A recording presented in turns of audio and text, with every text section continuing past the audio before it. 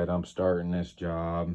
I got the front wheel off. I just left a spacer in it because I'm not working on anything else in here.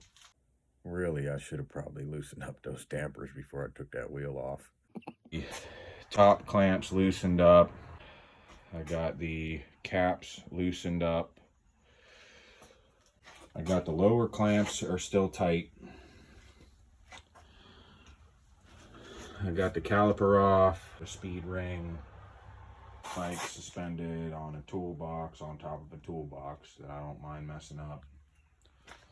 And I got the bar straight so that it doesn't move around. Easy enough to slide these forks in and out in order to get this job going. That's the oil seal. That's the way that goes in. It comes out looking like a cup.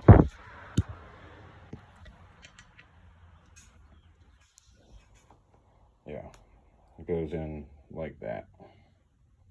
So, holy smokes, there's already rust on the damper rod. Slide this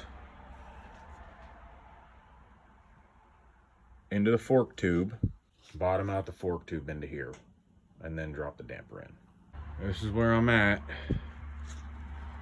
Disassembly is complete.